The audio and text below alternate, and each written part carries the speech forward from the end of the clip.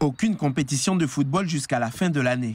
Une décision difficile pour la FCF, Fédération calédonienne de football, qui explique qu'elle a été prise en concertation avec les clubs et les comités provinciaux. Je veux dire, ces responsables nous ont fait remonter le fait que, au niveau sécuritaire, les clubs voulaient plus de sécurité pour pouvoir aller jouer. Et puis, deux, on avait ce problème sur les réseaux de transport. On n'avait pas toute la sécurité voulue. Et la troisième chose aussi, c'est au niveau financier, puisque aujourd'hui, il faut savoir que beaucoup de clubs n'ont pas eu leur deuxième partie de subvention, soit communale, soit provinciale, parce que vous connaissez dans quel état le pays se trouve. Donc.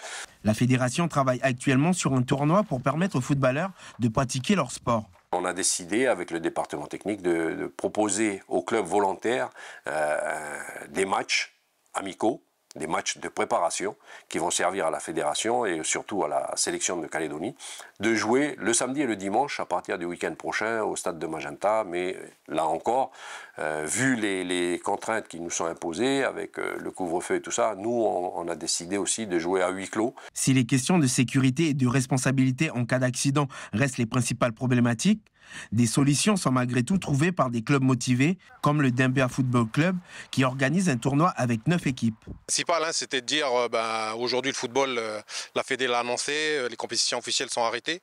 Donc il était important pour nous de lancer une initiative, notamment pour redynamiser un petit peu les choses. Et puis je pense que finir l'année sans football, c'était inconcevable.